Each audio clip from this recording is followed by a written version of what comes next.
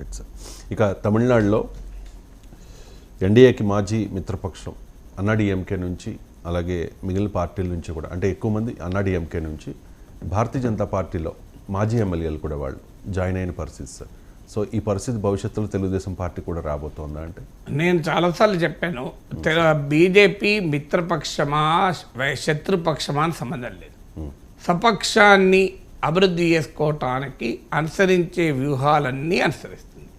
ఇప్పుడు ఇమీడియట్గా తెలుగుదేశం పార్టీకి ఉన్న దుర్బల స్థితి, చంద్రబాబు నాయుడు చూపుతున్న డెస్పరేషన్ను తనకు అనుకూలంగా అమలుచుకొని ఎక్కువ ఎమ్మెల్యే సీట్లు, ముఖ్యంగా ఎక్కువ ఎంపీ సీట్లు బీజేపీ అడుగుతుంది, తీసుకుంటుంది. తన బలాన్ని మించి ప్రయోజనం పొందుతుంది. మీరు చూస్తూ ఉండండి. పొందిన తర్వాత శాశ్వతంగా టీడీపీతో మైత్రితో బీజేపీ ఉండదు. ఎందుకంటే టీడీపీ కూడా అలా లేదు కదా. టీడీపీ కూడా తన అవసరాలకు అనుగుణంగా బీజేపీకి దూరం పెట్టిన సందర్భాలు ఉన్నాయి, బీజేపీతో కలిసిన సందర్భాలు ఉన్నాయి. ఏం బీజేపీ అనే అమాయకమైన పార్టీ? చంద్రబాబు నాయుడు శాశ్వతంగా బీజేపీకి మిత్రపక్షంగా ఉంటాడని ఏం మోడీ నమ్ముతాడా? మోడీ అమిత్ షాలకు ఆ మేరకు రాజకీయ అవగాహన ఉండదా? సో అందువల్ల చంద్రబాబు నాయుడు మళ్ళీ ఎప్పుడైనా ఎగిరిపోవచ్చు. అందువల్ల ఈలోగానే ఇల్లు చక్కబెట్టుకోవాలి. ఎప్పుడు టీడీపీ తమను వదులుతుందో తెలియదు కనుక ఈలోగా తాము బలపడాలి.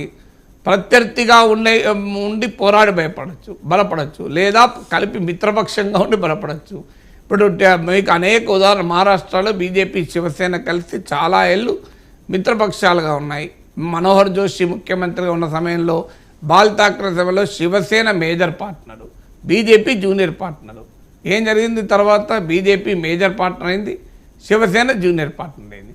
చివరకు శివసేనలో చీలిక బీజేపీ దర్శకత్వంలో వచ్చింది. అదే రియల్ శివసేనగా ఎన్నికల సంఘం గుర్తించింది. ఇప్పుడు ఉద్ధవ్ ఠాక్రేకు వ్యతిరేకంగా ఎంఎన్ఎస్ రాజ్ ఠాక్రేను కూడా బీజేపీ కలుపుకుంటోంది. అంటే తన చిరకాల మిత్రపక్షమైన శివసేనను ఫినిష్ చేసే దశకి వాళ్ళ బీజేపీ వచ్చింది. ఒకప్పుడు JDU major partner, BJP junior partner, అందరికీ తెలుసు కదా ఇది. సో స్లోగా జేడీయూ బలహీన పడుతూ వచ్చింది. లోక్ జనశక్తి పార్టీని ఉపయోగించుకొని, చిరాగ్ పాస్వాన్ ఉపయోగించుకొని బీజేపీతో ఎల్జేపీ పొత్తుంటుంది, కానీ జేడీయూతో పొత్తుండదు.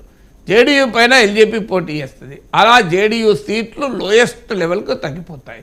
పోనీ అలా సహకరించిన ఎల్జేపీనైనా బీజేపీ స్పేర్ చేసిందా అంటే చిరాగ్ పాస్వాన్కు పోటీగా బాబాయిని పట్టుకొచ్చింది. సో అందువల్ల తనకు జేడీయూను దెబ్బతీసేంత వరకు ఎల్జేపీని ఉపయోగించుకున్నది. ఒక్కసారి ఎల్జేపీ ఉపయోగం అయిపోయినాక ఎల్జేపీని కూడా వీకెండ్ చేసే పని చేసింది. అందువల్ల బీజేపీ మిత్రపక్షాలను వీకెండ్ చేస్తానికి ఉదాహరణది. శిరోమణి అకాలీదళ్ బీజేపీ చాలా కాలం మిత్రపక్షాలు. ఆ మైత్రి తర్వాత శిరోమణి అకాలీదళ్ బలపడ్డదా బలహీనపడ్డదా? మీరు పంజాబ్లో ఇలా అకాలీదళ్ పరిస్థితి ఏంటి? సో 3వ పొజిషన్కి వెళ్ళిపోయింది. మొదటి పొజిషన్లో ఆప్, 2వ పొజిషన్లో కాంగ్రెస్, 3వ పొజిషన్లో అకాలీదళకి వెళ్ళిపోయింది. ఒకప్పుడు అకాలీదళ్ పంజాబ్ను పాలించింది. ఇది 3వ ఉదాహరణ.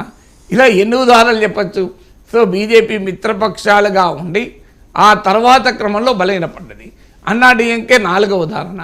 జయలలిత మరణానంతరం అన్నాడీఎంకే సంక్షోభాన్ని తనకు అనుకూలంగా ఉపయోగించుకోవడానికి శశికళకు వ్యతిరేకంగా ఓపీఎస్ లేపింది. తర్వాత ఓపీఎస్లను ఈపీఎస్లను కలిపారు. ఓపీఎస్ క్లిక్ కాలేదు. ఇప్పుడు అన్నాడీఎంకేకి దూరమై ఆఖరికి అన్నాడీఎంకే నేతల్ని పోజింగ్ చేయడం మొదలుపెట్టారు. సో ఇది 4వ ఉదాహరణ. ఇలా దేశమంతటా ఇదే ఉదాహరణలు ఉన్నాయి కదా. అన్నాళ్ళు ఇందులో టీడీపీ డిఫరెంట్గా ఏముంటుంది? ఇప్పుడు టీడీపీ బలహీనతలు ఉపయోగించుకొని అత్యధిక సీట్లు తీసుకొని తన బలాన్ని పెంచుకొని టీడీపీకి సరైనటువంటి సమయంలో బీజేపీ దెబ్బతీస్తుంది. ఆ సమయంలో పురంధేశ్వరి, జూనియర్ ఎన్టీఆర్లు రంగప్రవేశం చేసే అవకాశం ఉంది. అప్పుడు Nara family versus Nandamuri family అన్న రేటు తీసుకొస్తారు. ఈలోగా ఎన్టీ రామారావుకు భారతరత్న కూడా ఇస్తారు. ఆ సమయంలో మీరు చూస్తుండండి, కర్పూరి ఠాకూర్ భారతరత్న ఇచ్చారా లేదా? జేడీయూ ఫిరాయించిన సందర్భాల కర్పూరి ఠాకూర్కి ఇచ్చారు. ఎన్నికలకు ముందు 10 ఏళ్ళు ఎల్కే అద్వానీ గుర్తు రాలేదు భారతరత్న మోడీకి. కరెక్ట్గా రామ మందిర్ నరేటివ్ను ఉపయోగించుకొని ఎన్నికలకు పోబోతున్నారు కనుక ఎల్కే అద్వానీకి భారతరత్న ఇప్పుడు ఇచ్చారు. 2015లో భారతరత్న కాదా అద్వానీ? 2016లో కాదా? 2017లో భారతరత్న కాదా ఎల్కే అద్వానీ? సో బీజేపీ అధికారంలోకి వచ్చిన 10 ఏళ్ళకి అద్వానీ గుర్తొచ్చాడు మోడీకి. సో రేపు ఎన్టీ రామారావు కూడా భారతరత్న వస్తే మీరు చూస్తుండండి. బీజేపీ కాస్తంత పెరిగి టీడీపీలో వీకెన్ అవుతుంటే టీడీపీని దెబ్బతీసే సమయం ఆసన్నమైనప్పుడు అనివార్యంగా భారతరత్న ఎన్టీ రామారావుకి వస్తుంది, జూనియర్ ఎన్టీఆర్ రంగప్రవేశం చేస్తాడు, లేదా పురంధేశ్వర నాయకత్వంలో ఉంటుంది, Nandamuri family BJP, Nara family TDP అవుతుంది.